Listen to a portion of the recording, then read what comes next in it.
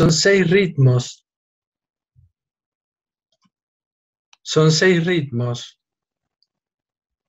de nuestra existencia humana en los que somos creados continuamente por Dios, que nos orientan hacia un séptimo ritmo, que es la semejanza. Eso lo van a entender bien en el 6º día. Le corresponde al hombre alcanzar la integridad necesaria para acceder a la santidad del séptimo ritmo, que es el 7º día, elevándose y elevando a toda la creación a una nueva dimensión evolutiva. La vida se va creando según leyes que forman primero los mundos mineral, vegetal, astral, animal y finalmente humano. Y estas leyes también son principios, direcciones que rigen las relaciones del hombre con todo lo creado y con Dios. Me voy a concentrar únicamente en este aspecto porque es el camino concreto del hombre bíblico, el hombre que comulga con Dios, con los hombres y con toda la creación, y no el hombre que consume al hombre, a Dios y a toda la creación. Comencemos por la lectura de los 2 primeros versículos. Ustedes todos tienen el texto que yo les mandé, ¿no es cierto? Bueno, no se los mandé yo se lo mandé a Alejandra y después... ¿Lo tienen para leerlo? Si no, yo lo voy a mostrar después, no se preocupen, pero si lo tienen, mejor. Está todos, a la gente de San Salvador está todo enviada por difusión. En difusión lo tienen al texto, yo les avisé a todos. Si no, yo se los envío al que me lo pida por WhatsApp, pero está todo... No te preocupes, sí, está bien. Igual yo lo tengo, lo voy a mostrar, pero todavía no, ahora empiezo, día por día tengo el texto. Voy a leer los primeros 2 versículos. Por un principio, Elohim crea los cielos y la tierra. La tierra era caos y vacío, una tiniebla sobre la faz del abismo, y el espíritu de Elohim aleteaba sobre la faz de las aguas.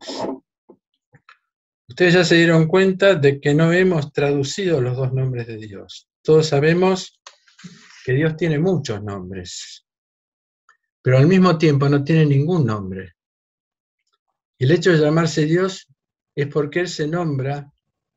Él le dice a Moisés, le dice a Abraham, yo soy el Dios de Moisés, etc. Le dice a Jacob, yo soy el Dios de Abraham. Es decir, es un Dios en relación. Él es Dios en relación a nosotros, pero Él no tiene ningún nombre.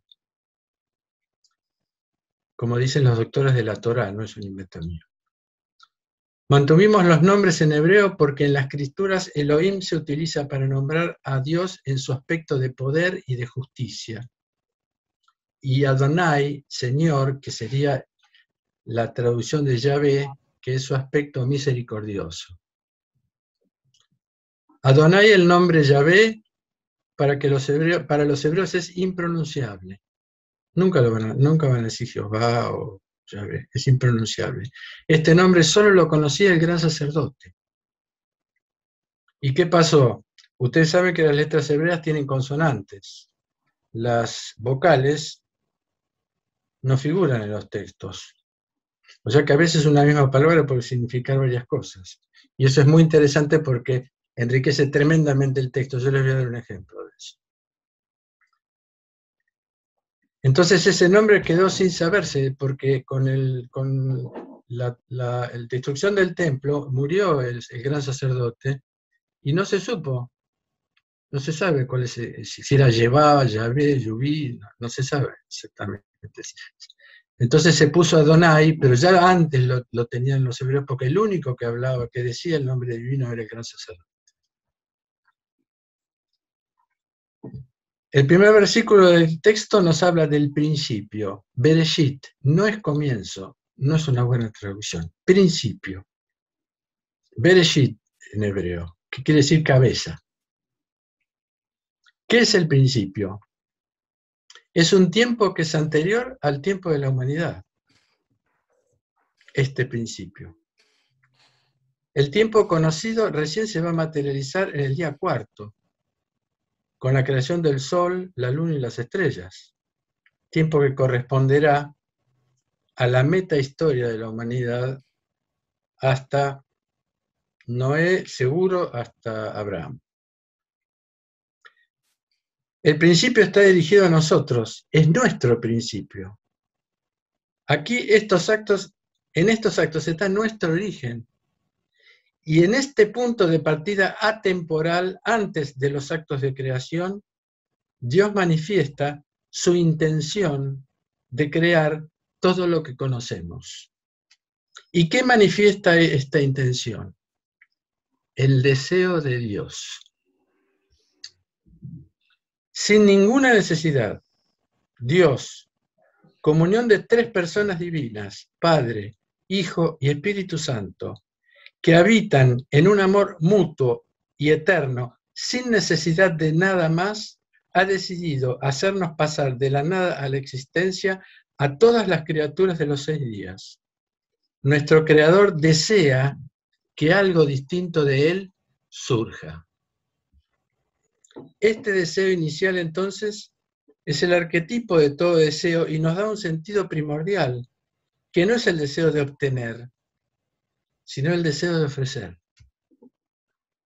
Es un don gratuito hacia algo distinto de sí mismo. Hay también un sentido sacrificial en este deseo divino, porque Dios ocupa todo el lugar. Dios ocupa todo el lugar de todo el universo. En el momento de la dedicación del templo de Salomón, se los voy a comprobar por las escrituras, sucede lo siguiente. Dice el texto: cuando los sacerdotes salieron del santuario, la nube llenó la casa de Adonai, es decir, el templo. Y los sacerdotes no podían permanecer para servir por causa de la nube, porque la gloria de Adonai había llenado toda la casa. ¿Se dan cuenta? Es decir, que el universo es, como principio, la casa de Dios, para empezar. Incluso la palabra lo dice. Universo quiere decir vuelto hacia el uno, versus uno. Versus es hacia, no es contra, como se pone ahora versus. Universo quiere decir vuelto hacia el uno. Esa es la vocación del universo. Esto significa que el primer movimiento de Dios en la creación es un cierto eclipse de sí mismo, que es lo que los padres griegos llaman kenosis, y en la tradición judía este movimiento de Dios se denomina tzimtzum. Ahora después lo van a tener escrito. Dios se contrae a sí mismo para generar un vacío que le dé lugar a lo que va a ser creado, a la creación. Y este movimiento inicial de Dios está reflejado en el segundo versículo. La tierra era caos y vacío, una tiniebla sobre la faz del abismo, y el espíritu de Elohim aleteaba sobre la faz de las aguas. Pero este caos y vacío no es la nada, ya es algo, es la materia prima de todo lo que será creado en estado, pero que en este momento está en estado bruto, en estado caótico, según lo indica. Caos y vacío, tiniebla sobre la faz del abismo, etc. Dios crea en principio algo totalmente diferente de sí mismo, totalmente diferente de sí mismo, un caos y un vacío. Y este caos y vacío está en consonancia con la tiniebla y el abismo, que juntos van a significar arquetípicamente el lugar de todo lo que está más alejado de Dios. En las Escrituras, el abismo está casi siempre emparentado con el infierno, con el lugar del maligno. En la vida personal, porque siempre tenemos que ver que los textos tienen que tocarnos y ayudarnos en nuestra vida personal.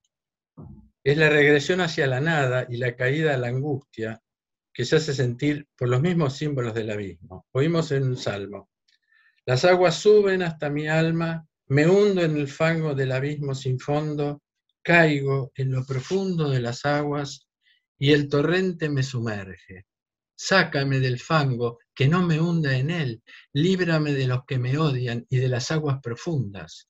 No me anegue el torrente de las aguas, ni me trague el abismo. Perfecto, ¿eh? Salmo 69. Dios crea lo más de semejante a Él, a fin que se vuelva semejante. Por eso la coronación de los 6 días va a ser el hombre hecho a imagen y semejanza de Dios. Inmediatamente de definir las 5 palabras de este caos y vacío, se manifiesta la presencia de un nuevo principio. Y este principio es Dios, la tercera persona de la Trinidad, el Espíritu Santo para los cristianos, Ruach en hebreo. Ruach significa lo mismo, tanto espíritu como soplo. Desde una mirada cristiana, para nosotros es el Espíritu Santo, que da la vida, o sea, es un soplo también.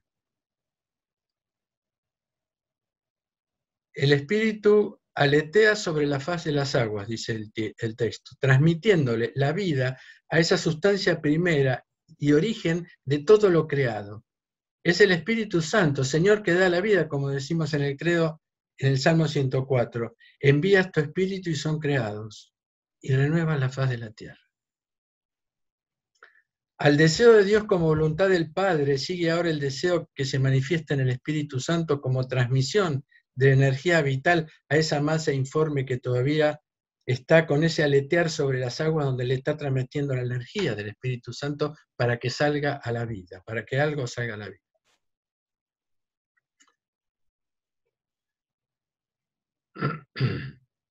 Por eso ese aparente no ser, que es el caos y vacío, pues todavía no es nada, ya es deseo de ser. Entonces ahora sí vamos a ir, voy a decir completamente el día, vamos a leer el día 1.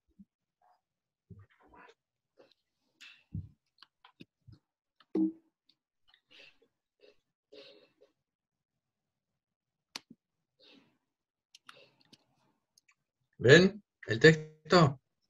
Sí, sí. Por un principio, Elohim crea los cielos y la tierra era caos y vacío, una tiniebla sobre la faz del abismo, y el espíritu de Elohim aleteaba sobre la faz de las aguas. Hasta ahí lo leímos. Ahora, Elohim dice, la luz será, y fue la luz. Elohim ve la luz, qué buena es. Elohim divide entre la luz y la tiniebla. Elohim clama a la luz día, y a la tiniebla clamó noche, y atardece y amanece día 1. No es día primero. Yom Echad, día 1, es la traducción exacta. En el versículo 3 comienzan los actos creadores que van a concretar a través de un nuevo principio que es el mismo deseo de Dios que fue manifestado inicialmente por el Padre en su voluntad, luego en el Espíritu Santo, por la transmisión de las energías de vida, y ahora en el acto simultáneo de la palabra y la realización, el deseo se va a plasmar en la palabra de Dios, el Verbo, segunda persona de la Trinidad. Dios dice, es el Verbo.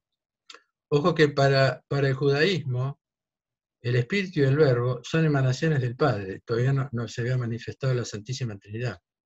O sea que es una lectura similar, esta lectura, simplemente que para ellos son energías y para nosotros son personas. ¿Mm?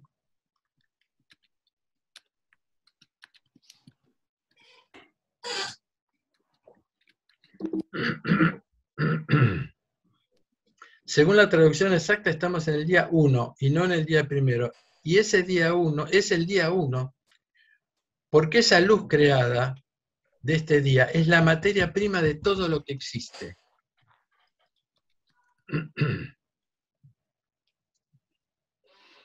Sustancia madre de todo lo que va a venir. Dios llama místicamente a esa luz del día y a la tiniebla, a esa luz día y a la tiniebla la llama noche, y ambas permanecen unidas por el atardecer y el amanecer, como dice el texto, y atardece y amanece día 1, es decir, la noche y el día están unidas por el atardecer y el amanecer. Es lo que va, pero todavía no estamos en el tiempo de los días y de las noches. Esto es materia prima. Esta es la luz mística que se va a transformar en día y de noche, en el día cuarto, cuando el sol y la luna estén presentes y las estrellas. Y, digamos, la ciencia ya sabe perfectamente que con un microscopio cualquier partícula, cualquier materia termina siendo luz. Ya lo sabe eso, con un microscopio se puede saber eso. O sea que acá Dios crea la luz, esa luz que va a ser la materia de todo lo creado. Observemos el acto de creación. Dios hace surgir la luz de las tinieblas, nombra a cada una dándole su vocación, y posteriormente a ese día y a esa noche que aparentemente se oponen entre sí, las une con el atardecer y el amanecer. Recordando que Jesús dijo, el que hizo lo exterior, ¿acaso no hizo también lo interior? Lucas 11:40. Aquí también encontramos una dirección para nuestra vida interior y también comunitaria, que la podríamos denominar la ley de relación, cuyo mandamiento sería no separar lo que Dios une. Primer principio de toda relación humana. También estos actos divinos exteriores son direcciones para nuestra vida interior, que busca la semejanza. Por ejemplo, en nuestra vida interior y espiritual, en los momentos difíciles de nuestra vida, tiempos de prueba, de tiniebla y de caos, de ruidos exteriores e interiores, es necesario hacer un vacío disponible, una respiración calma y profunda, para recibir el Espíritu Santo y su inspiración. Y en ese silencio permanece estable la voluntad creadora del Padre, el aliento inspirador y creador de vida del Espíritu y la palabra del Verbo, ofreciéndonos la luz de la sabiduría para recrearnos en su vida divina. Preservar ante todo la unión interior, no separar lo que Dios une, la unión de mi mente, de mis emociones y mis instintos deben permanecer en comunión y desde esa comunión establecer la relación justa con todo lo que me rodea. Es la luz interior y exterior de la verdad. Esa es la enseñanza que nos deja este día.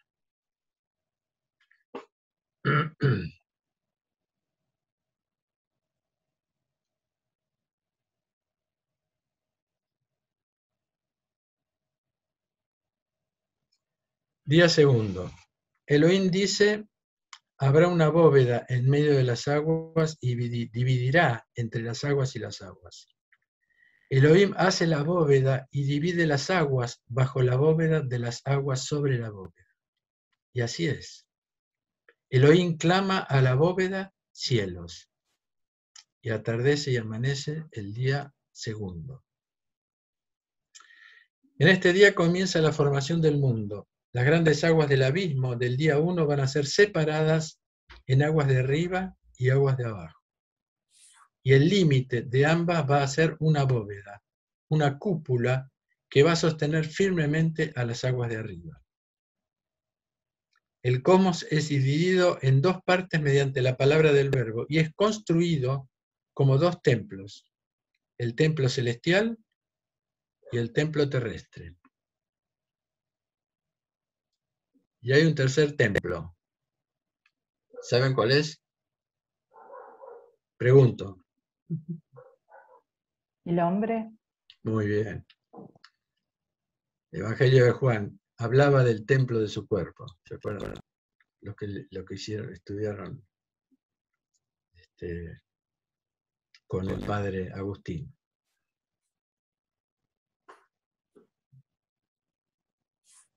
En este día comienza la formación, el cosmos es dividido en dos partes mediante la palabra del Verbo.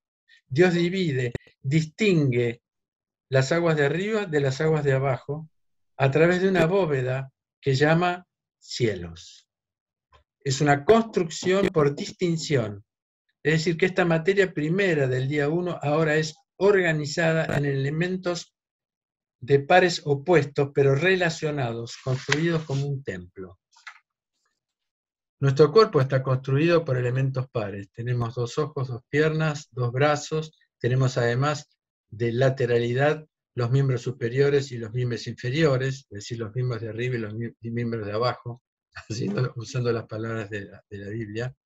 Y esta oposición está relacionada pero distinguida. Por eso la ley que se nos revela en este día es la ley de distinción. La ley de distinción completa la primera ley de unión que vimos en el día 1, y ambas son el principio de una ley universal que subyace en toda relación personal, comunitaria o con la naturaleza, en toda relación, que la podríamos decir así: no separar lo que Dios une, no confundir lo que Dios distingue. Porque puede haber una unión simbiótica, puede haber una separación estando en pareja, es decir, hay muchos principios, ¿cierto? Muchas posibilidades. Pero la ley, para hacer ese camino de semejanza, es ante todo no separar lo que Dios une, no confundir lo que Dios distingue.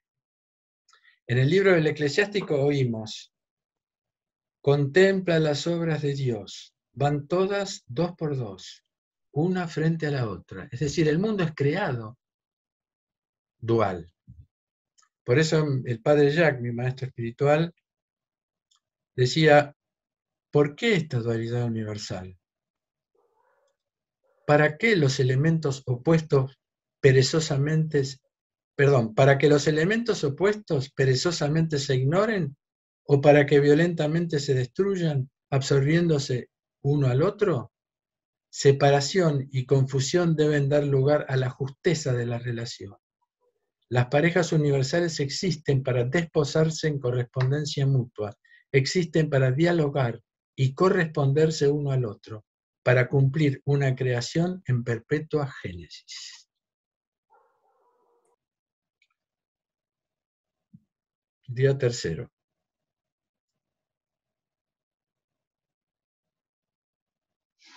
Este dibujo es de mi padre Jacques. Este dibujo que ven acá.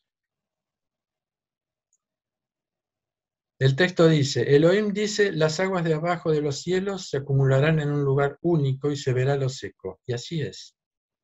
Elohim clama a lo seco tierra, y al cúmulo de las aguas clamó mares. Elohim ve qué bueno es.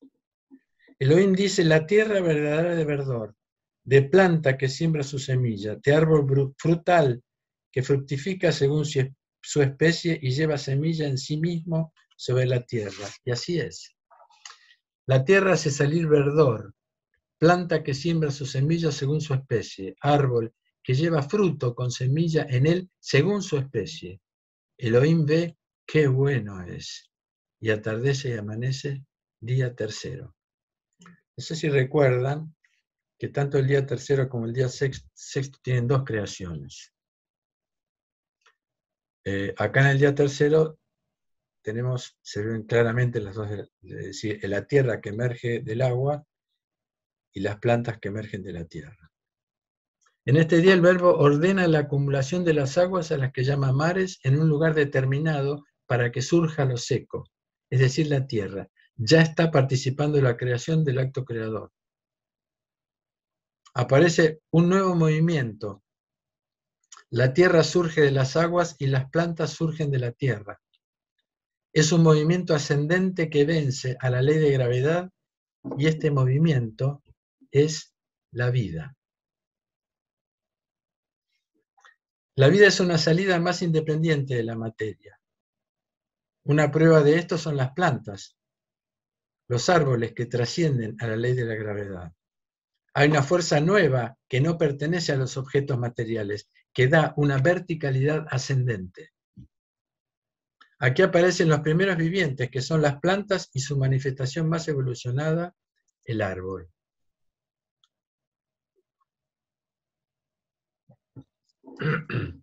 La ley de este día es la independencia fructífera. La tierra se independiza de las aguas, las plantas se independizan de la tierra mediante un movimiento ascendente que tiene una dirección que va de la semilla, pasando por la especie, hacia el fruto, como le indica el texto. Los 7 días hablan mucho según su especie. Justamente, sobre todo en este siglo, eso es muy importante, Porque las cosas son creadas según su especie, no para mezclarlas.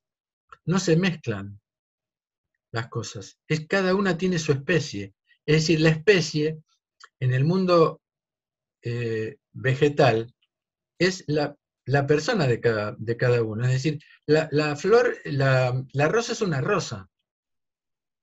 Es decir, todos los mecanismos que se están usando ahora para mezclar, ya sea animales, plantas, incluso los seres humanos, donde se sale de la especie para crear una nueva especie, no es una ley divina. No es una ley divina. Por eso es importante la traducción, porque insiste, según su especie, según su especie. La dirección, la ley de este camino es la independencia fructífera, ya lo dije, perdón. Las dos primeras leyes son imprescindibles, pero no son suficientes. Es necesario salir de nosotros mismos, como la tierra, que ante el llamado del Creador la hace y nos hace salir para dar fruto en una nueva vida, que es, en la Biblia, el Éxodo.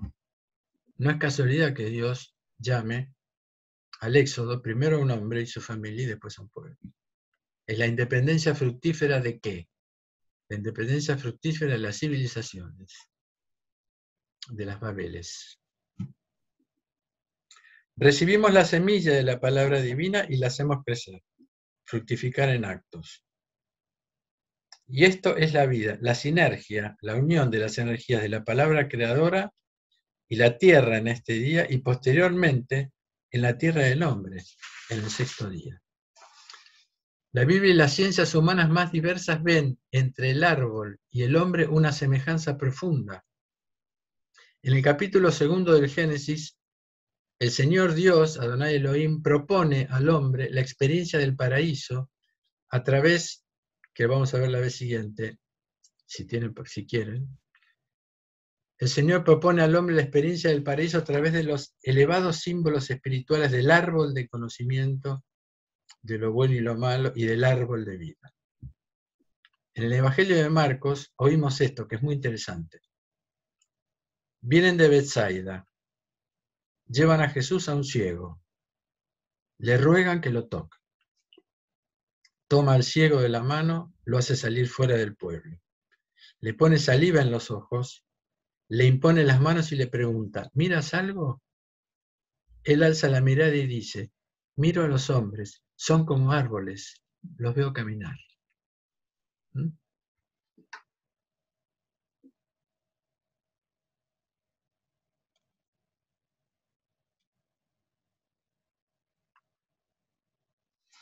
Día cuarto. Elohim dice, haya lumbreras en la bóveda de los cielos para dividir entre el día y la noche, para los signos y para los tiempos, y para los días y para los años. Así serán las lumbreras en la bóveda de los cielos para alumbrar la tierra. Y así es. Elohim hace las dos grandes lumbreras, la lumbrera grande para dirigir el día y la lumbrera pequeña para dirigir la noche y las estrellas. Elohim las da en la bóveda de los cielos para alumbrar la tierra, para dirigir el día y la noche, acá empiezan, ¿ven? Para dividir entre la luz y la tiniebla. Elohim dice, qué bueno es. Y atardece y amanece, día cuarto. Es el día de los astros, y en ellos se despliega un nuevo ritmo, que es el ritmo temporal. Los materiales de este día no solo están relacionados, diferenciados y en movimiento, sino que van a estar dirigidos. Pues nosotros podemos hacer un éxodo y ir hacia dónde vamos. Podemos ir a cualquier lado. Es necesaria una dirección. Orientados según ritmos, direcciones que van a nuestra individualización. Primero, tenemos que ir hacia nosotros mismos. La traducción exacta de Abraham, cuando Dios le dice, vete de la casa, etc. La traducción exacta es, vete hacia ti, de la casa de tus padres, de la tierra donde vives, etc. Vete hacia ti primero, y después del resto de los lugares. Si no te llevas a vos mismo como estás, a donde vayas. Los astros, el Sol, la Luna, los planetas representan un reloj cósmico que indica los ritmos humanos en el tiempo. Esta idea central es esencial. En la Biblia es la base de la liturgia, del calendario litúrgico que nos anuncian los ritmos y las fiestas. Los astros indican el tiempo, las estaciones y también signos. Estos signos escritos en los cielos, como indica el Cristo en el Evangelio, vuestros nombres, es decir, vuestra realización, está inscrita en los cielos. Lucas 10, 17, 24.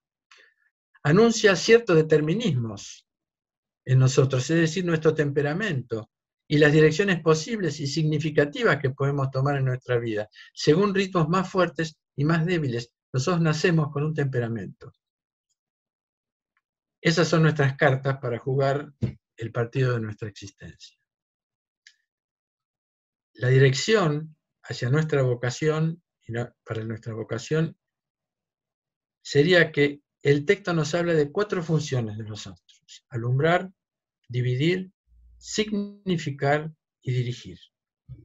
Es necesario entonces alumbrar con la luz de la verdad estos condicionamientos de nuestro temperamento, distinguirlos en nosotros y en relación a los otros, encontrar su significación, ya que todo lo que existe y todo lo que soy tiene una significación, para dirigirlos, y esta es la ley del día 4, hacia la dirección de nuestra vocación personal de semejanza, de nuestra persona profunda.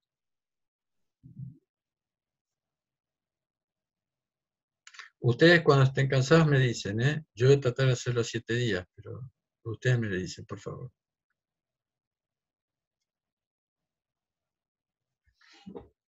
Día 5. Elohim dice: las aguas bullirán de un bullicio de almas vivientes y las aves volarán sobre la tierra a la faz de la bóveda de los cielos.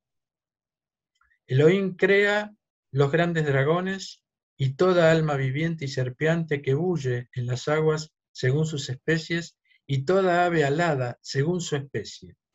Elohim ve qué bueno es. Elohim los bendice diciendo: fructificad, multiplicad, llenad las aguas de los mares, y las aves multiplicarán sobre la tierra. Y atardece y amanece, día 5. En el día 5 aparece un movimiento más independiente que el día 3. Aquí el movimiento ascendente se independiza de la tierra, ya no son las plantas y el árbol que tienen sus raíces en la tierra. Se independiza y da mucha más riqueza de posibilidades. Hay un nuevo impulso transformador que va del fondo de las aguas, a través de los dragones, que dice el texto, hasta los cielos, que serían las aves. Es decir, que estos mismos materiales son animados y tienen un alma que anima, es decir, almas vivientes, como dice el texto.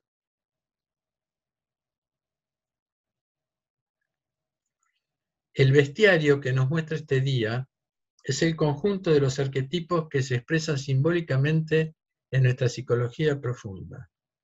Los que han leído a Jung, por ejemplo, o los que han leído algo de la psicología transpersonal, los dragones son arquetipos de nuestras entrañas, de nuestros instintos. En nuestro centro instintivo motor son los impulsos. Los peces en nuestra zona cordial, que es el centro de las emociones. Y las aves es la cabeza del hombre, es decir, el centro intelectual. También este vestuario nos está indicando el camino ascensional de los instintos, las pulsiones, utilizando su fuerza de vida en una nueva dirección de amor y de servicio. Eso lo vamos a ver bien la vez que viene. En el segundo, sí, la vez que viene. En el paraíso, que como decía Gregorio de Niza, es el primer domicilio del hombre, en el paraíso. Día 6.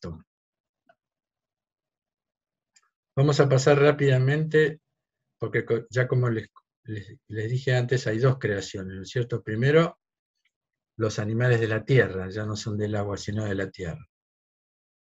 Elohim dice: la tierra hará salir almas vivientes según su especie, ganado, reptiles, animales de la tierra según su especie. Y así es. Elohim hace el animal de la tierra según su especie, el ganado según su especie, todo reptil del humus según su especie. Elohim ve qué bueno es.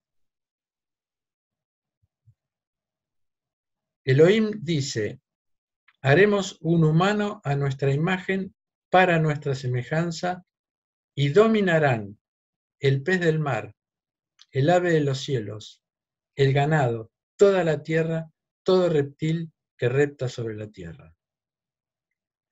Elohim crea el hombre a su imagen. A imagen de Dios o de Elohim lo crea. Macho y hembra los crea. Elohim los bendice y Elohim les dice, fructificad, multiplicad, llenad la tierra, sometedla, dominad el pez del mar, el ave de los cielos, todo viviente que repta sobre la tierra. Elohim dice, he aquí os doy toda planta que siembra su semilla sobre toda la faz de la tierra, y todo árbol que lleva su fruto y siembra su semilla es para vosotros para comer. Y a todo animal de la tierra, y a toda ave de los cielos, y a todo reptil sobre la tierra que tiene alma viviente, le doy toda planta verdeante para comer. Y así es. Elohim ve todo lo que hace, y he aquí, acá algo más importante, es muy bueno. Y atardece y amanece día sexto. Es muy bueno el hombre. Acuérdense que bueno en la Biblia no tiene que ver con el bien y el mal, tiene que ver con que es apto para cumplir su función, pero nuestro obispo Martín dijo algo muy interesante sobre ese bueno, que ese bueno también se podía traducir como cumplido. Es decir, el árbol, supongamos, el árbol del conocimiento de lo cumplido y de lo no cumplido, que llega a su plenitud. Los días sexto y tercero se corresponden y son los únicos que contienen cada uno 2 obras. El tercer día, la tierra, de la que surge vegetal que se completa con la creación del árbol vertical y fructuoso. El sexto día, los animales de la tierra, que luego se completa con el hombre, de pie y fecundo como un árbol. Y hay muchos, bueno, no quiero complicar más las cosas. Los materiales de este día no son solamente físicos, formados, surgidos, dirigidos y animados, sino que son hechos según una imagen, que es la imagen de Dios. Elohim bendice al hombre y en esta bendición le transmite la imagen en su aspecto exterior, externo, que es el señorío universal sobre toda criatura, lo dice. Reinarán sobre todas las criaturas. El hombre recapitula toda la creación, no únicamente en su propio ser, sino también en su realeza sobre todos los vivientes de los mares, de los cielos y de la tierra. El hombre es rey de esa creación. Pero, aquí porque este texto, someterla a la tierra, este texto sirvió para que en Occidente se acuse a la Iglesia de que a través de este texto de someter a la tierra, el hombre podía sacarle a la tierra y a toda la naturaleza, someterla a su necesidad y a obtener todas las energías posibles y todos los frutos posibles. Es un error, porque hay que ver también el tema de la palabra someter. Pero acá para mí, voy a explicar esto desde un punto de vista un poco más, no solamente material, sino desde un punto de vista más místico, que está dicho por el rabino Rashi, que es el gran rabino que nació en el 1040 y falleció en el 1105, que fue el más excelso comentarista de la Biblia y del Talmud, que es un comentario, una antología de comentarios enorme, y uno de los más grandes eruditos y legisladores en la materia de la ley judía, que se llama Halajá. Porque, como les dije antes, el hebreo, al no tener las consonantes, al no tener las vocales, puede significar una palabra, una cosa o la otra, depende de cómo pongamos las vocales. ¿Me explico? Entonces él dice, el rabino Rashi, el verbo dominar también puede ser comprendido como descender o decaer, de acuerdo a cómo lo digamos. Que dominen, palabra de doble faz, dominación o decadencia. Si tiene virtud, el hombre domina. Si no, desciende más bajo que la bestia, y la bestia lo domina. Hace 1100 años que dijo esto. No, 2100 años. No, 1100 años, perdón. Yo para las matemáticas soy muy mal. Para participar del gobierno divino de la creación, el hombre debe ser primero rey de sí mismo, responsable, a semejanza de Dios, de quien es la única y verdadera imagen. ¿Por qué las civilizaciones terminan mal, terminan autodestruidas? Porque los que dirigen no han hecho un trabajo sobre sí mismos y las pasiones los matan. Y en tanto, y todas las civilizaciones han sido creadas de manera exterior. Todas han sido creadas. Si se quiere cambiar al hombre desde lo exterior, dándole plata, sacándole plata, poniendo esto, haciendo lo otro, haciendo construcciones, todo eso es exterior. Pero mientras el hombre interior no sea trabajado comunitariamente, van a fracasar las civilizaciones. Entonces la ley es la responsabilidad consciente. Si somos responsables de la creación, soy responsable de mi propia vida. Soy responsable de la vida de los demás. Es decir, la respuesta libre y plena a través del trabajo sobre sí mismo, sobre la creación y en relación con los demás, según la semejanza divina. Vamos a la semilla de la imagen al fruto de la semejanza.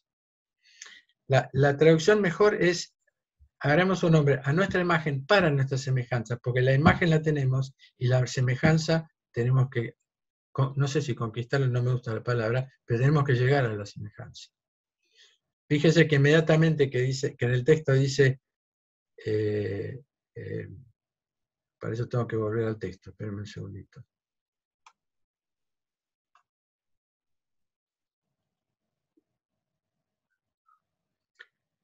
El texto dice,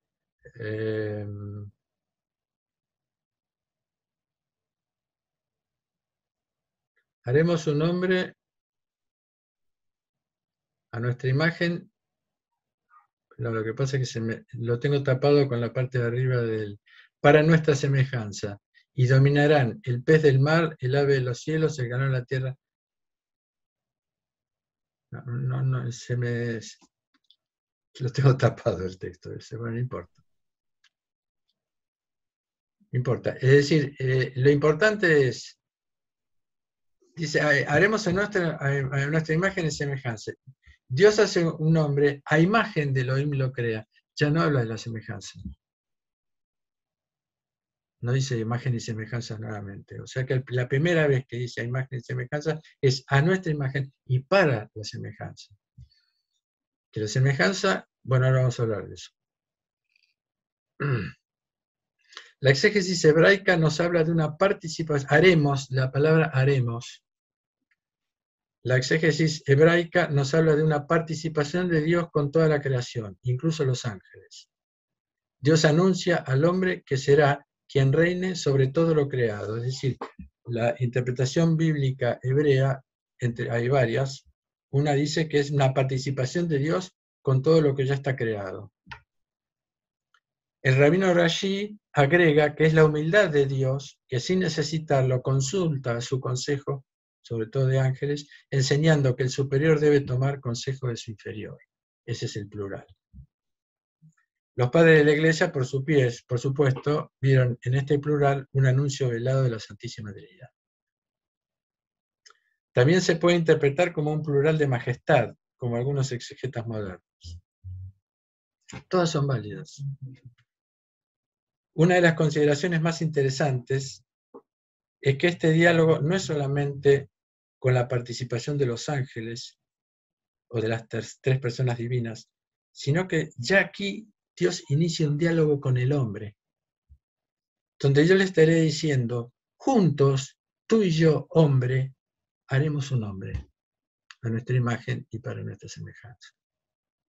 Sería el primer diálogo de Dios con el hombre. El texto dice, haremos un hombre. El uno nos está indicando que el hombre es creado como uno en tanto humanidad, naturaleza humana en tanto naturaleza, somos uno.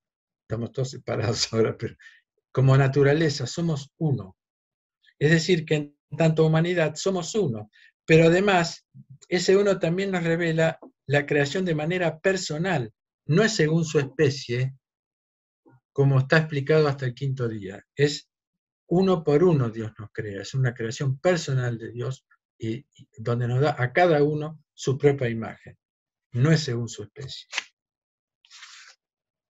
Es decir, que en tanto naturaleza todos los hombres somos uno, en tanto personas somos cada uno, pluralidad de personas, y esto es a imagen de la Santísima Trinidad.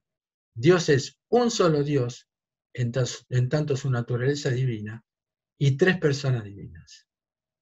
Son dos absolutos, el absoluto personal y el absoluto comunitario. En este día sexto está implícita la primera proposición divina hacia el hombre, que es la semejanza. No se trata de obtener la semejanza, sino de ser semejante. Está en el ser, la proposición. Es en el orden del ser que participamos de la semejanza. La semilla nos ha sido ofrecida como un don, que es la imagen de Dios. Esa imagen de Dios está muy bien en las parábolas, en la parábola de la oveja, la parábola de la dracma perdida. El símbolo en esas parábolas significa la imagen perdida. La semejanza entonces no será una conquista, sino que será el don del hombre de su vida humana purificada en la imagen divina que permanece en él. Es decir, nuestro trabajo es mantener la imagen de Dios en nosotros mismos. Por eso la vocación profunda de toda la humanidad es la semejanza, es decir, la deificación realizada en una vocación personal. Somos llamados por Dios para realizar nuestro destino en un sendero personal y único que Él nos tiene reservados, a cada uno.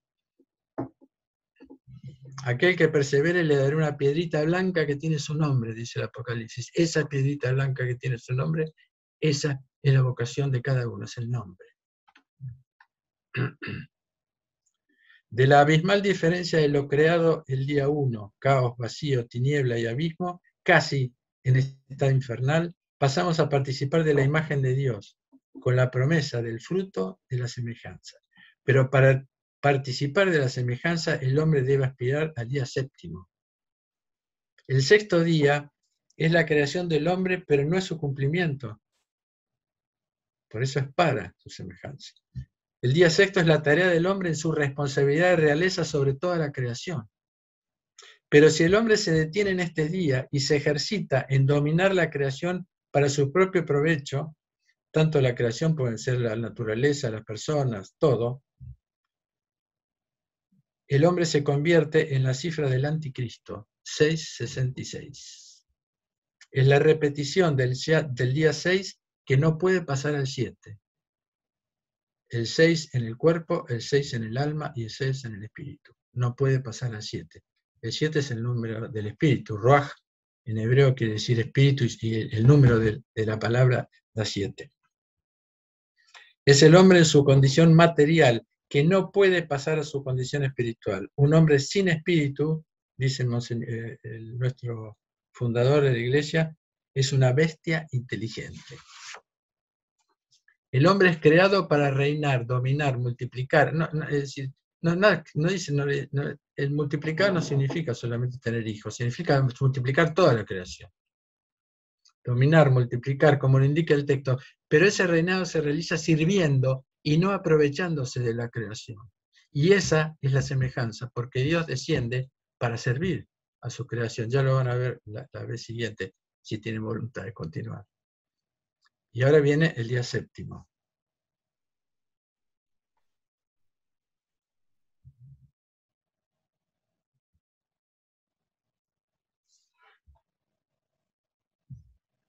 Se cumplen los cielos y la tierra y todo su ejército. Elohim cumple en el día séptimo la obra que hace. Cesa en el día séptimo la obra que hace. Elohim bendice el día séptimo y lo consagra, porque en él cesa toda su obra, la que Dios crea para hacer. Estas son las generaciones de los cielos y de la tierra en su creación.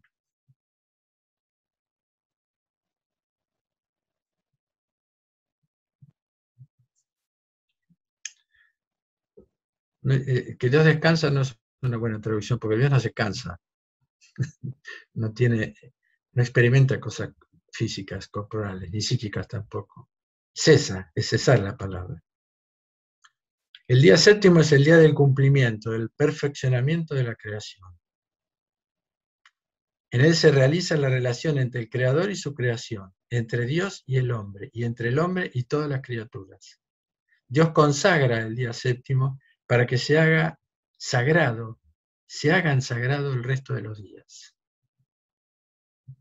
Es el día de la realeza de Dios sobre el hombre y sobre la creación. El hombre ofrece su trabajo sobre la creación para que Dios lo consagre. El destino del hombre, que se habla muy poco en Occidente, es la deificación. El destino de la creación es la humanización. Y ese es el trabajo del hombre. El Shabbat es el reposo en el servicio activo de Dios, mientras que el pecado original es la negativa a servir a Dios, el estancamiento en el sexto día. El Shabbat es el día en el cual Dios nos hace participar de lo más íntimo de Él mismo, que es su santidad, donde lo más distinto y lejano de Dios del día 1 va a recibir lo más cercano y único de Dios, que es la santidad, que es la adquisición del Espíritu Santo.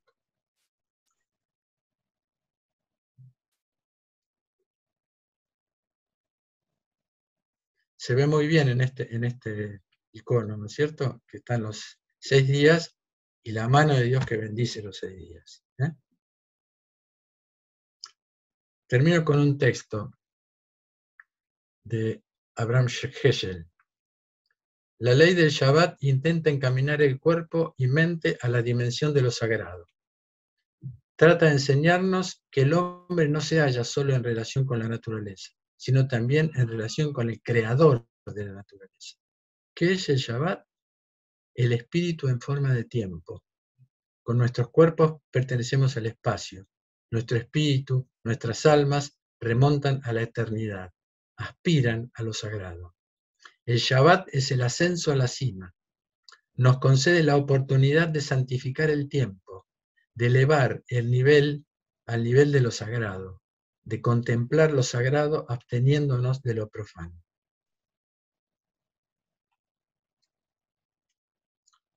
La experiencia de este día es la eternidad. Y nosotros tenemos un octavo día, que es la resurrección. Que ahí es donde está la deificación, en la resurrección. El día después del Shabbat, dice el texto cuando aparece Cristo resucitado, ¿se acuerdan? Es una novedad inagotable bajo forma de bodas, que es una experiencia de comunión íntima y fecunda, una intimidad cada vez más fuerte entre los seres y ante Dios y el hombre, y a la vez creadora, crear mundos nuevos. Es la ley de santidad, es el día consagrado a Dios que finalmente, para nosotros es el domingo, día del Señor, Dominus, y domingo, es la ley de santidad, es el día consagrado a Dios que finalmente, luego del largo camino de las naciones, que son, según Jeremías, las civilizaciones, ese día será todos los días. Gracias.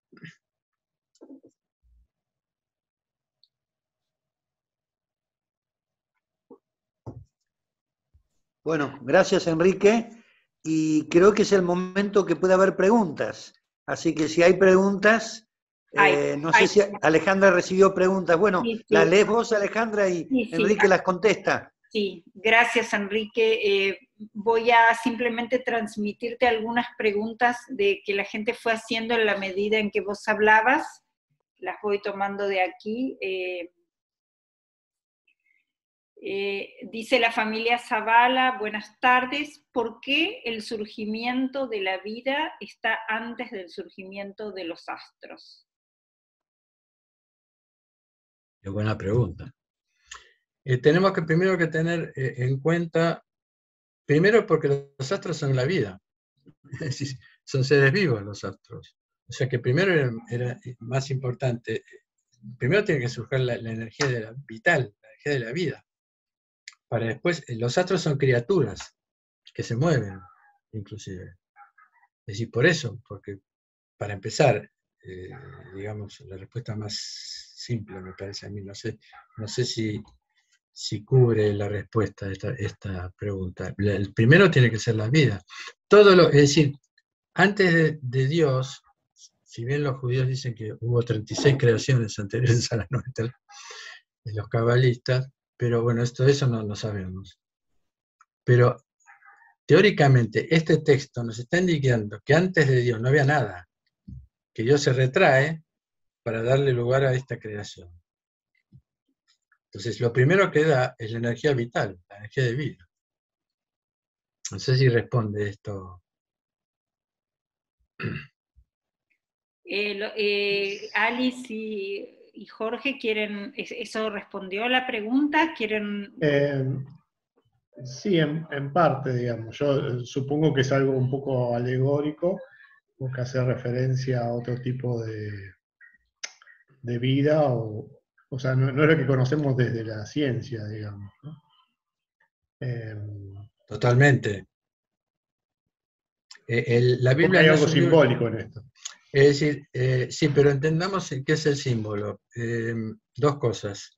La Biblia no es un libro científico, pero tengamos cuidado con la palabra, o sea, es metacientífico. Pero tengamos cuidado con la palabra simbólico, porque simbólico ha hecho una involución la palabra símbolo, y ahora es algo como que no existe, es una cosa figurada. Símbolo, a través del símbolo se pueden manifestar cosas que por la palabra no se pueden manifestar. Ese es el significado del símbolo anteriormente.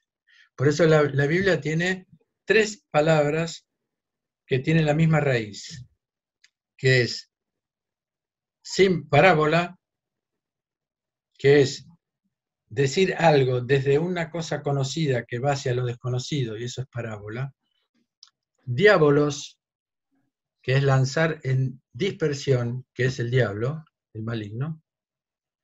Y símbolo, que es la unión de lo que no se puede decir con lo que se puede decir. ¿Me explico?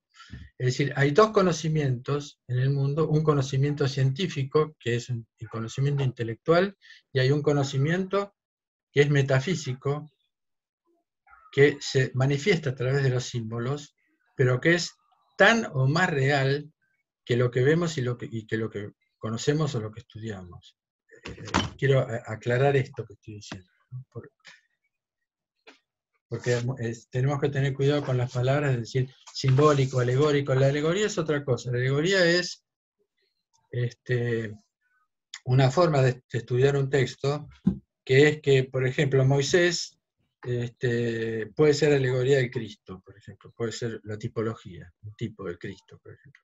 Esa es la alegoría, es algo que de otra manera se manifiesta lo mismo.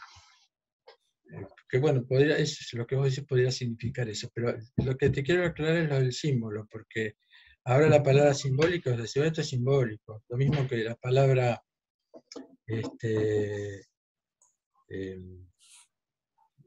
¿cómo se llama? Mito. La palabra mito, que se dice, ahora se dice mitómano inclusive, como que la palabra mito es una especie de mentira. El mito es tremendamente poderoso y fuerte, y después ahora se ha desvalorizado completamente. El mito cuenta lo mismo, lo que vos decís, lo simbólico. El mito cuenta lo que no se puede decir. Si no, lean a Mircea Eliade, que tiene varios libros muy interesantes sobre el tema del mito. Sí, porque, Jung también hace un estudio. Jung totalmente, por supuesto. Sí, la pregunta era simplemente qué significación tenía esa anteposición del surgimiento de la vida a la de los astros. Ahora, geológicamente, no sé cómo es, no sé si es decir, pero esto es lo que, digamos, es metacientífico. Acá hay una especie de orden en donde lo primero es la energía vital, que es esa luz. Pero ahora, de alguna manera, esa energía se puede tomar como esa luz, ¿cómo se llama? Energía corporal y ondulatoria de los elementos. ¿Cierto? Muchas gracias. La otra pregunta te la adelanto yo porque creo que no hay otra. Era sobre la palabra cumplido.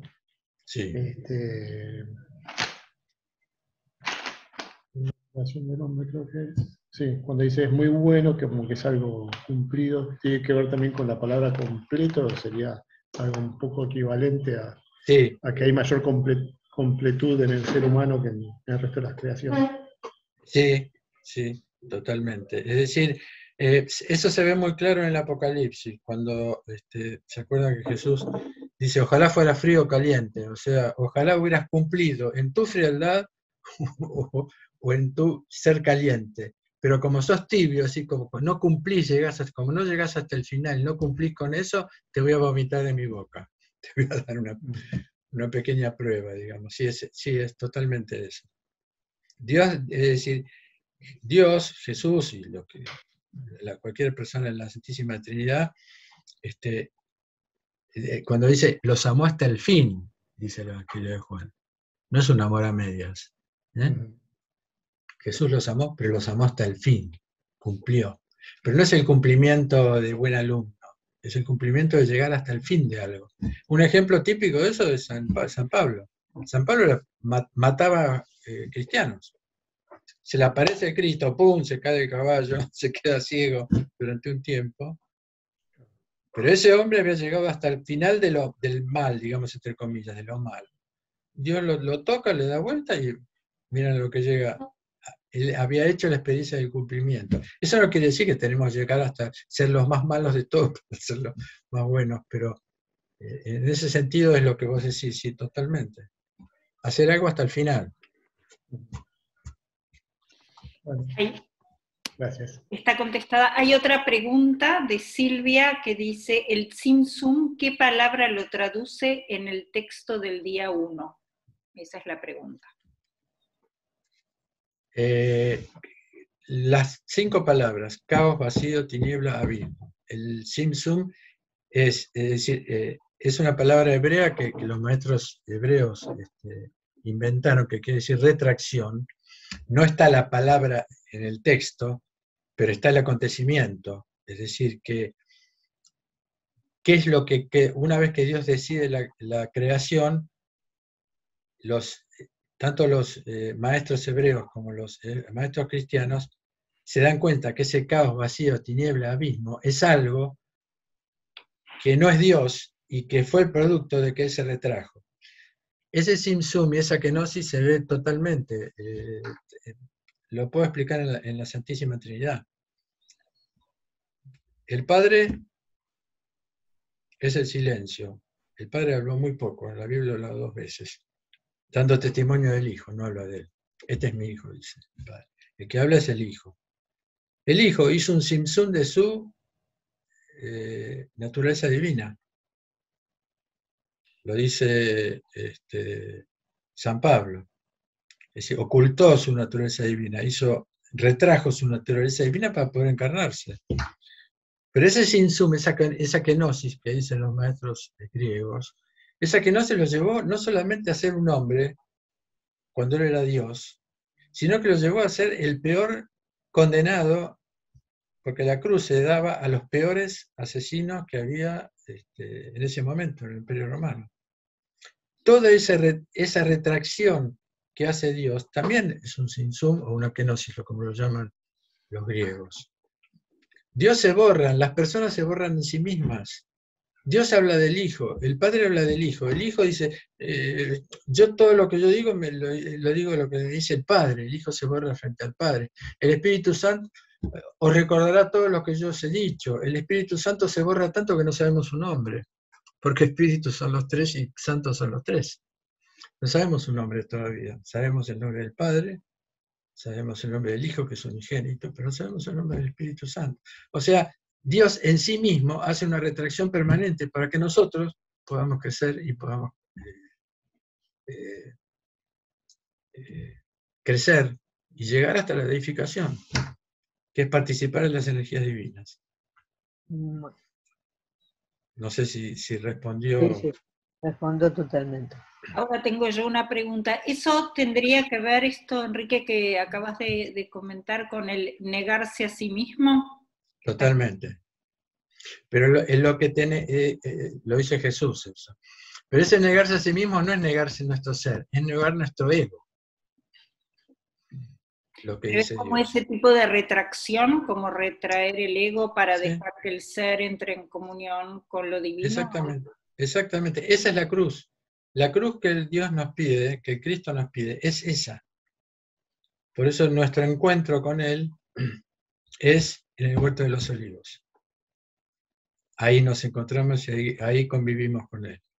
Pero se ha hecho del sufrimiento un absoluto, una perversión del sufrimiento, en la que tenemos que sufrir para alcanzar la vida eterna. No. El sufrimiento es porque somos hombres caídos, no somos hombres completos, somos pecadores, no nos sintamos culpables por eso. La ciencia estudia al hombre caído, no al hombre que era antes del pecado. Muchas ¿Me gracias. explico? Entonces, el negarse a sí mismo es eso. Negarse a sí mismo es negar todo lo que en realidad no somos. Sería, que es el ego. Hay otra, muchas gracias, Enrique, me contestaste lo que me había surgido con tu reflexión. Hay otra pregunta de Heisen y Leonardo, y dice así: ¿es correcto entender que los animales eran mansos respecto al hombre y que además eran todos herbívoros? Qué buena pregunta. Hasta Noé, Dios nos dio de comer solamente vegetales. Después de Noé nos autorizó a comer carne. Si seguimos en el Génesis van a ver que en Noé, pero sin la sangre, es decir, que es lo que se llama la comida kosher. Pero sí, eran todos herbívoros y el hombre también. Es decir, en un principio. Sí.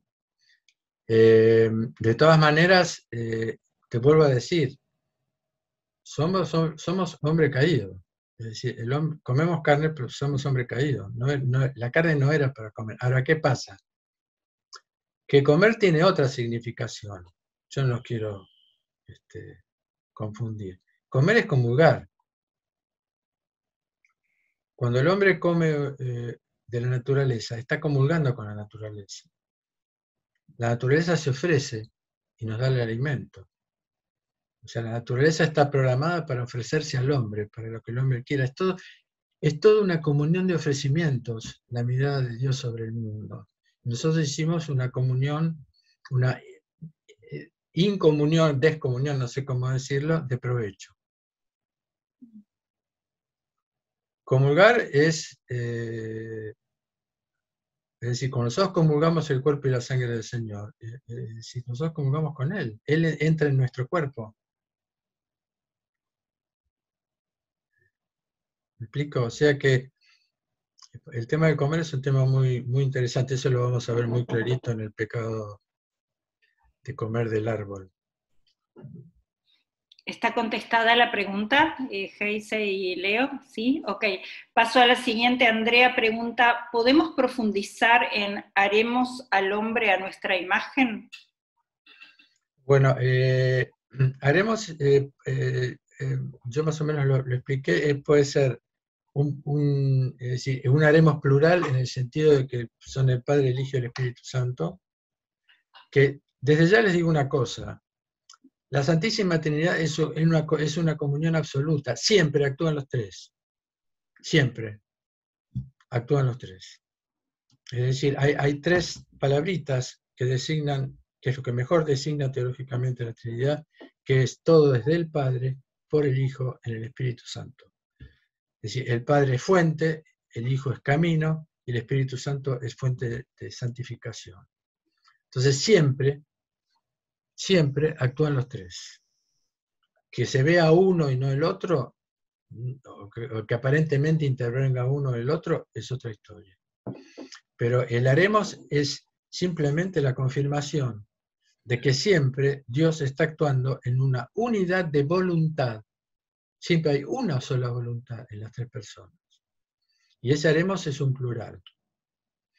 Los judíos dicen que es un plural en donde Dios tiene en cuenta a la creación. Sí. Hay otra cosa. Ahora pregunto yo. No sé si responde tu pregunta. Acá pide Andrea, la misma persona que te hizo la pregunta, si podrías, en realidad ella está interesada en profundizar en el tema de la imagen, de a nuestra imagen. Esa es su pregunta. Toda la creación está a imagen de Dios. El problema es que como nosotros tenemos una visión dualista, vemos dos cosas y no vemos la tercera. Todo es trinitario. Y esa es la imagen de Dios en la creación. Nosotros hemos, como dice el texto que les leí, una cosa frente a la otra, pero siempre hay un tercer elemento, que no es un elemento que une, sino un elemento que establece las relaciones entre esos dos opuestos. Es un pensamiento que se llama antinómico, que es un pensamiento que trajo Jesús al mundo, que es la relación de los opuestos. No un tercer elemento que une a los dos, sino una relación. Un tercer elemento que los relaciona. Por ejemplo, te voy a dar un ejemplo para que sea más claro. Existe Dios y existe el hombre. Entonces se ha dicho, bueno, Dios vive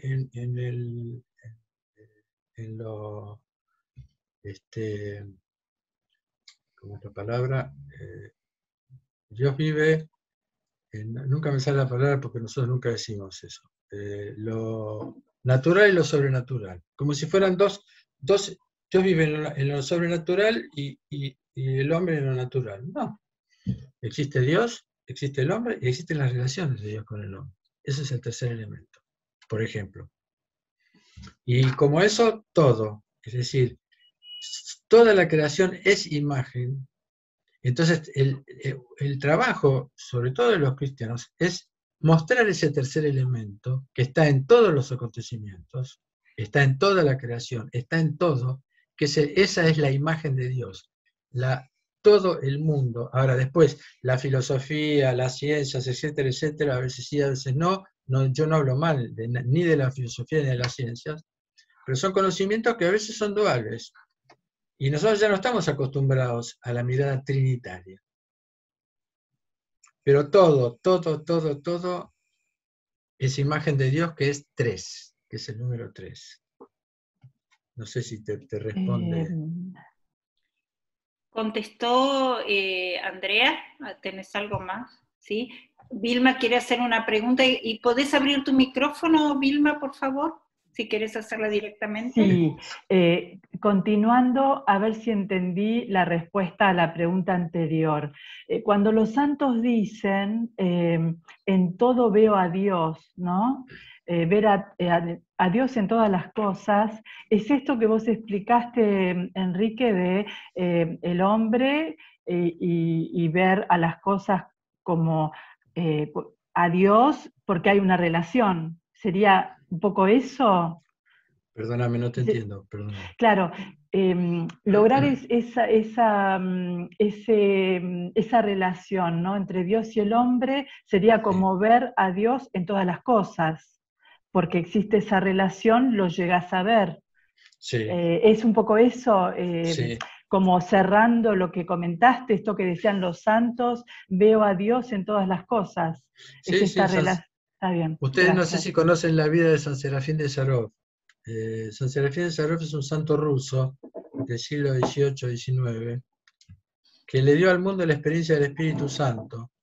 Es un gran santo ruso que predijo la Revolución Rusa, que Occidente lo ha ignorado. No sé si saben que la Iglesia Ortodoxa en la época del comunismo tiene 45 millones de mártires cristianos, cosa que en Occidente se habló muy poco, ¿no?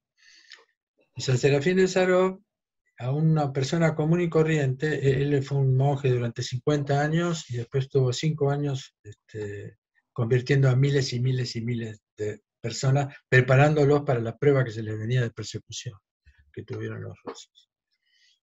Y él hablando con un tal Motovilov, que era puedo decir, bancario común y corriente, una persona común, le hizo vivir la experiencia del Espíritu Santo, se pusieron a hablar y de repente este hombre vio que él se iluminaba, que los árboles se iluminaban, que todo tenía luz, y ahí vio la experiencia de Dios en todas las cosas.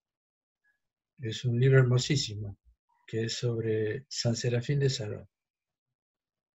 Creo que eso te confirma, Vilma, también, lo que estoy diciendo. Y él San Serafín de Sarov es el gran santo que prepara a la humanidad para lo que se va a venir. Ya los rusos vivieron esa persecución, vuelvo a repetir, 45 millones, mataron de cristianos ortodoxos, no pudieron con la iglesia, prohibieron las liturgias, prohibieron todo, no pudieron. Cuando apenas se cayó el muro, en un año se fundaron 6.000 iglesias en Rusia. Y no pudieron, ¿gracias a qué? Gracias a la liturgia. Porque es decir, no los dejaban actuar, no los dejaban tener reuniones, no los dejaban hacer catequesis, no nada, pero les permitían la liturgia. Y la liturgia, el pueblo se mantuvo con la liturgia. Desde el 17, 70 años fue el comunismo. Perdón que me fui de tema, pero... Gracias, Enrique. Vilma contestó a tu pregunta. ¿Puedo seguir con la pregunta siguiente? Vilma la veo congelada, creo que perdió su conexión. Bueno, ya le voy a escribir por privado. La siguiente pregunta es de Agustín Marsali.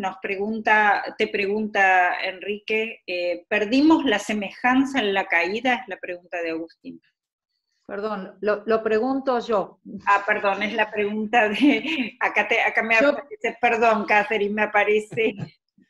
No te preocupes. Yo había aprendido que, bueno, hechos a imagen y para semejanza, sí, exacto, pero que en la caída de Adán retenemos la imagen, pero se pierde la semejanza.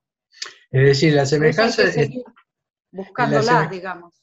Es decir, la semejanza nunca, salvo los que ya resucitaron, que son muy pocos, no llegaron a la semejanza.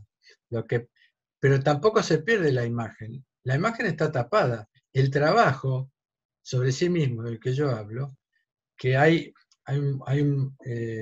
desde el siglo IV, hay un monacato oriental, desconocido casi en Occidente, donde esos monjes establecieron toda una psicología maravillosa sobre el hombre para hacer el trabajo sobre sí mismo, que son los padres del desierto.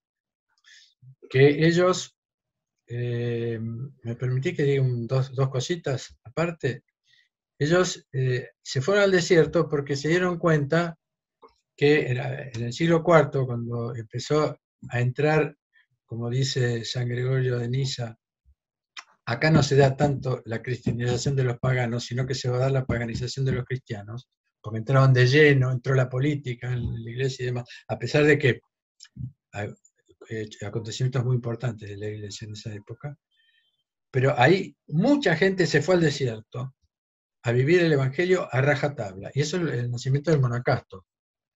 Y los monjes, a partir de eso, han aprendido, a lo largo de todos los... Todavía hay monjes.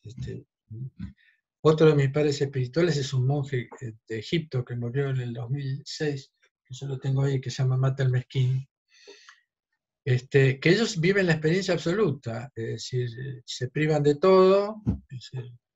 Los monjes son capaces de comer un pan por mes, nada más, por ejemplo, o ese tipo de cosas. Llegan y son los que rezan para toda la humanidad, para que toda la humanidad se sostenga.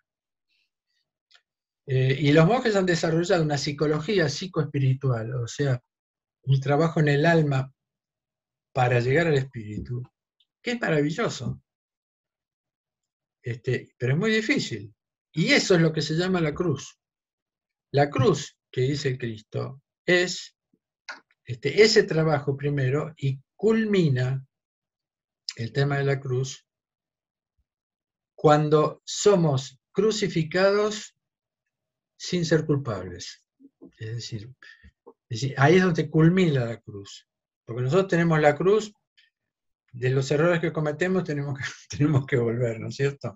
Tenemos que hacer un trabajo de purificación en el sentido químico, no moral. La purificación en la Biblia es química, sin mezcla, quiere decir, no moral. Ese camino, digamos, es lo que se llama la cruz. Y finalmente, por ejemplo, como pasó en Rusia, miles y millones de personas que fueron condenados y matados siendo inocentes. Esa es la cruz final, la última de la que él nos propone. Porque el único inocente es Jesús. El único inocente es Jesús. Pero nosotros podemos asemejarnos a esa imagen, ser semejantes al Cristo, a Jesús. No sé si te respondí. ¿Catherine? Sí, básicamente sí. Sí. Decime si querés. Bueno, me gustó eso de a imagen para semejanza. Es como ese norte, una meta, ¿no? Como esa meta que tenemos todos, digamos. Y es un Claro. trabajo individual de cada uno, ¿no? Exactamente. Es decir, antes que nada tenemos que saber cuál es nuestra vocación de todo, como humanidad, como hombres. Hombres en el sentido de hombre y mujer, humanos, ¿no? Sí. La palabra Adán no es un nombre. Adán quiere decir humano, que viene de humus, de la tierra. El humano sería. Y ahí Enrique dice, sed santos como yo soy santo, ¿no? Ese es el sermón de la montaña. Claro. ¿Qué significa eso? Ser santos, exacto. Puede ser santo o ser perfecto, cualquiera de las dos traducciones puede ser. Pero ser santos significa eso, sí, lo que vos decís, exactamente. Totalmente. Agustín. Pero ese ser santo no significa que tenemos la obligación, que tenemos que ser. No, tenemos, es decir, ser perfectos o ser santos, como el Padre es santo, como el Padre es perfecto, es tener una meta.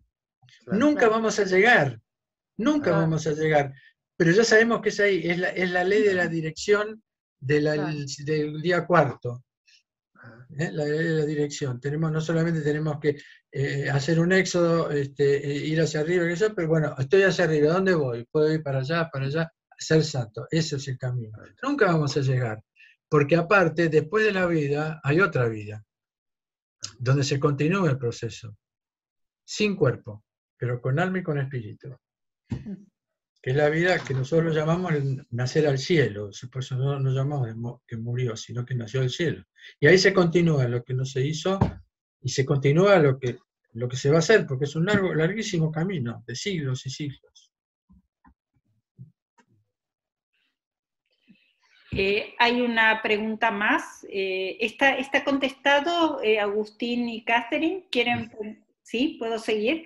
Heisen y Leo preguntan, ¿ser santos no es ser apartados para Dios? Sí y no, a ver. Sí, es ser apartados, pero no es, ¿cómo lo podría decir?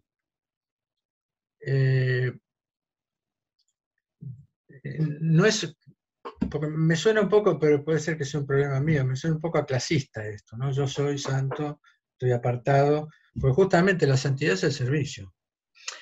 Ser santo es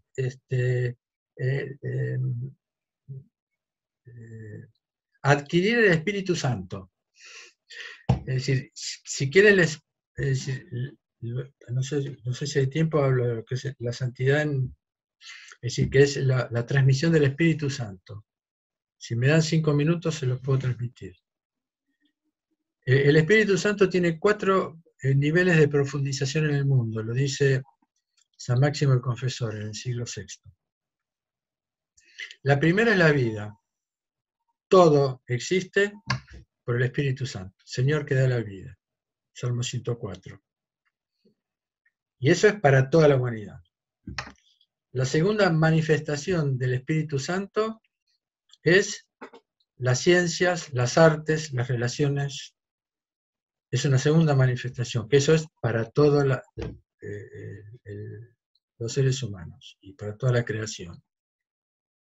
La tercera, es decir, las ciencias, las religiones, hay religiones que son tradicionales,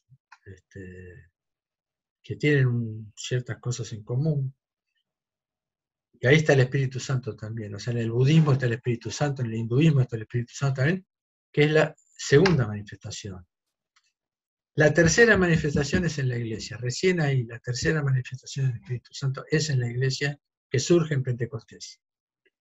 Eso es exclusivo de la iglesia. Pero eso no quiere decir que el Espíritu Santo es exclusivo de la iglesia, como dicen muchos. Esa manifestación, esa tercera manifestación, es la manifestación del Espíritu Santo en la iglesia. Y la cuarta es la santidad. Es ser absolutamente, no me gusta la palabra invadido, ser absolutamente completado en el Espíritu Santo. Esa persona es un santo, es lo que nosotros denominamos un santo. Está, ve todo, digamos, ve como Dios ve. Se cree que Pablo dice, conoceré como soy conocido por Dios. El santo conoce como es conocido y conoce. El santo puede verificar, puede mirar. Ahora, ojo, no es perfecto. Dios les mantiene, a los santos les mantiene algunos errores psicológicos, porque no llegaron a la perfección. Pero la santidad, ¿cuándo estoy salvado yo? Yo preguntaba siempre eso, a ver, ¿cuándo estoy salvado? Yo acá no estoy salvado y acá estoy salvado. ¿Qué pasó?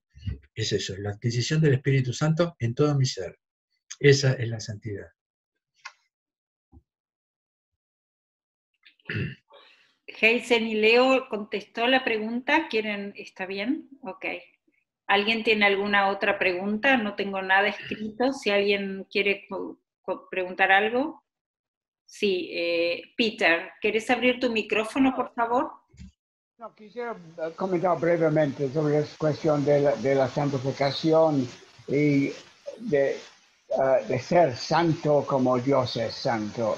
Que, claro, la santificación sí implica separación, pero también hay una cuestión de calidad, ¿no? Va más allá de bondad o rectitud, pero que implica una carrera, una lucha, poner armadura, imagínate que lo sacas de Pablo, ¿no? Pero es una esperanza que sería cumplida en el más allá, pero en esta vida jamás logramos la santidad de Dios. El resto es comentario. Yo no hablo de la santidad de Dios, yo hablo de la participación, tenés razón lo que decís, yo hablo de la participación de las energías divinas, es decir, no de ser Dios, ser como Dios es otra historia y no viene de Dios justamente. Sí. Es decir, la santidad es una participación de las energías divinas. De participación, ¿no? Eso es lo que dice el cristianismo primitivo. Yo transmito eso, que es la participación de las energías divinas con las energías humanas. Es una participación, nunca vamos a ser Dios, pero Dios se hace. Claro, eso ya tiene que ver con la teología ortodoxa. Claro, jamás vamos a ser dioses. No. Aunque algunos corrientes de lo que llama cristianismo han propuesto esto, pero básicamente es un concepto pagano, ¿no? Que el hombre se convierte en una divinidad. No, hay que tener las cosas, no separar lo que Dios une, no confundir lo que Dios distingue. Es decir, una cosa es ser Dios y otra cosa es participar de la naturaleza divina, que no es lo mismo. Sí.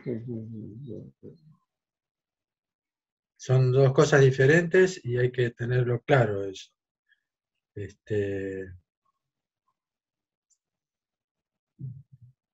Estamos de acuerdo, Pedro.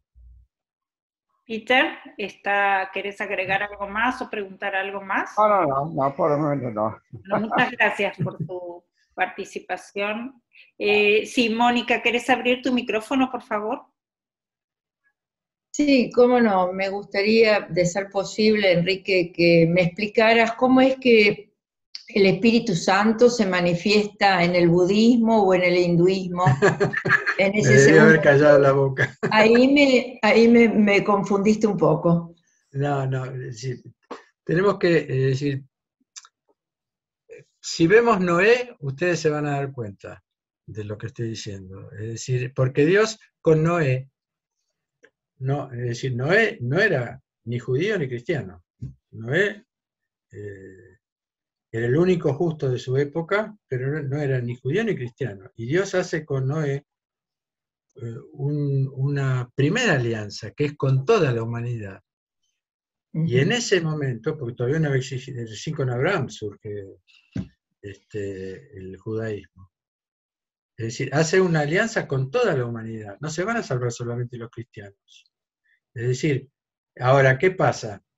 Hay grandes religiones tradicionales, por ejemplo, el hinduismo surgió en la misma época de Abraham, 1700, 1800 años antes de Cristo. El budismo surge del hinduismo, que surge 5 siglos antes de Cristo. Después viene el cristianismo y 5 siglos después viene el Islam. Es interesante porque son más o menos cada 5 siglos, 5 o 6 siglos aproximadamente. Son religiones que tienen muchas verdades interesantes, pero porque no es cierto que, por ejemplo, yo no estoy defendiendo las otras religiones, ¿no? Pero no es cierto que dicen que los budistas son ateos. Ellos ven en Dios otra cosa, pero digamos, como religiones tienen una cierta, ¿cómo te podría decir? Una cierta revelación de verdades, que es muy interesante, porque yo te digo porque yo estudié mucho eso porque a mí me interesa. Ahora, también hay diferencias. Por eso, no separar lo que Dios une, no confundir lo que Dios distingue. Es decir, los cristianos no son el budismo, pero eso no quiere decir que somos los únicos que tienen sabiduría. El budismo ha desarrollado una psicología muy, muy interesante. Lo que justamente mucha gente se pasó al budismo, por eso, muchos cristianos, porque desconocen, digamos, el cristianismo monástico, donde hay muchas cosas que son en común.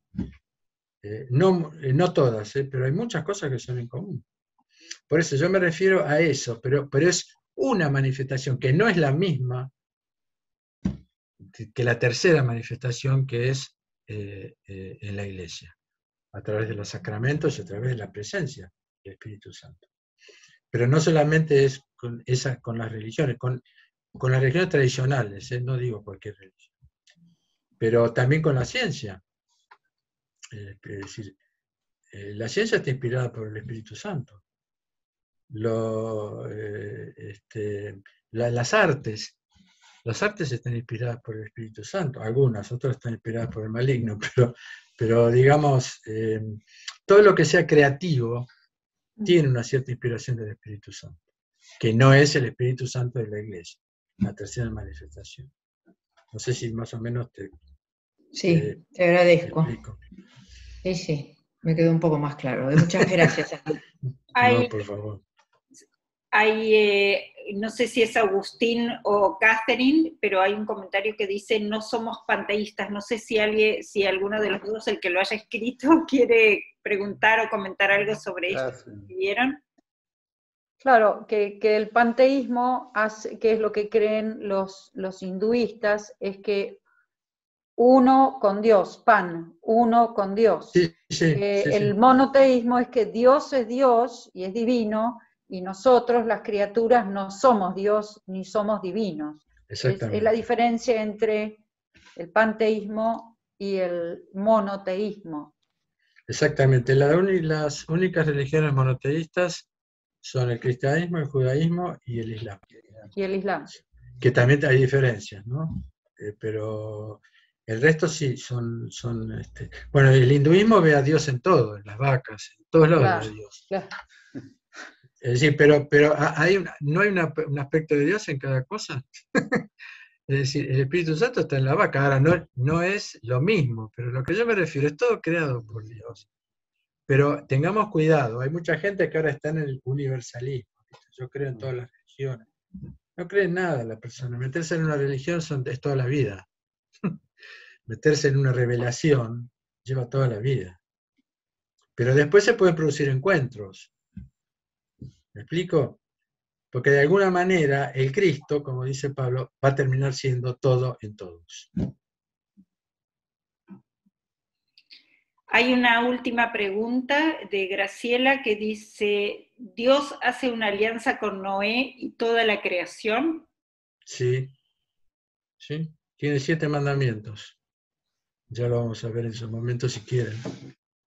Sí, con toda la creación. Y el símbolo es el arco iris.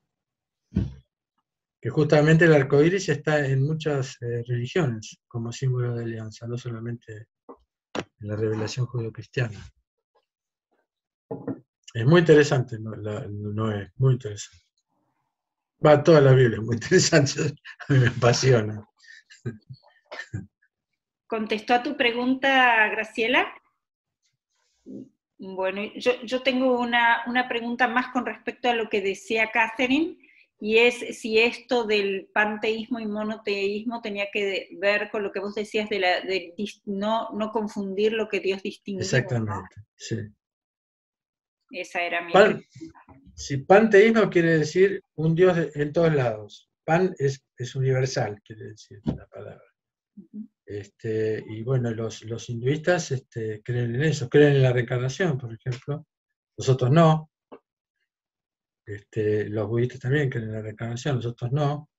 Pero hay puntos de unión con respecto a eso. Pero bueno, no es para hablarlo hoy.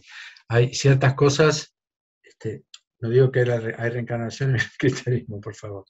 Pero, digamos, hay ciertos puntos de unión en eso. Pero lo fundamental para hacer que es lo que yo aprendí en muchos años de encuentros interreligiosos, es encontrarse en los puntos de unión y reconocerse y respetarse en los puntos de desunión, digamos. Muchas gracias, Enrique. Muchísimas gracias por tu clase y por tener la paciencia de responder a todas nuestras preguntas y inquietudes. Agustín, ¿querés agradecer vos y cerrar con oración este momento de... Sí. Gracias. Sí, realmente queremos agradecerle a Enrique y todos los participantes. La verdad que es muy interesante lo que estamos escuchando. La verdad que nos enriquece, nos hace profundizar la escritura. Así que vamos a terminar con oración y entonces seguiremos el próximo martes a las 19 horas. Estaremos aquí juntos. Así que vamos a orar ahora.